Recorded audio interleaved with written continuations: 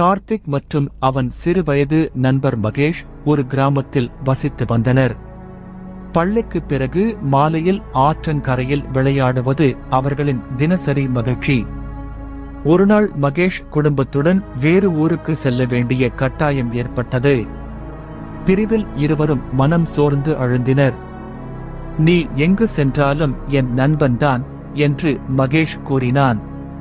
கார்த்திக் மட்டும் அமைதியாக கண்ணீர் கலந்த கையசைவால் பதிலளித்தான். ஆண்டுகள் கடந்தன. வாழ்க்கை வேகமாக ஓடியது. ஒரு நாள் கார்த்திக் மெட்ரோ ஸ்டேஷனில் வேலை முடிந்து வெளியே வந்தபோது யாரோ அவனை பெயரிட்டு கூப்பிட்டது போல் இருந்தது. திரும்பி பார்த்தான் மகேஷ். அவன் குடும்ப சிக்கல்களில் சிக்கியதால் உதவி தேவைப்படுவதாக கூறினான். இருவரும் ஒரு ஹோட்டல் சென்று காஃபி குடித்துக் கொண்டே பேசினார்கள். கார்த்திக் அவனின் இன்னல் தீர உடனே உதவினான்.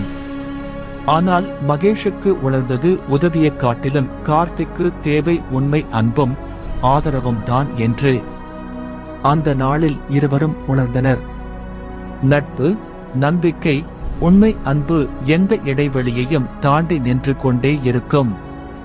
உண்மை அன்பு என்பதை பிரிவும் வருடங்களும் மாற்ற முடியாதது. உதவி செயல் அல்ல, உணர்ச்சி, அன்புதான் முக்கியம். மீண்டும் அவர்கள் பழைய கிராமத்திற்கு சென்று அவர்கள் விளையாடிய இடங்களை எல்லாம் பழைய நினைவுகளுடன் வலம் வந்தனர். உண்மை அன்பு என்றும் மறக்காது, மாறாதது.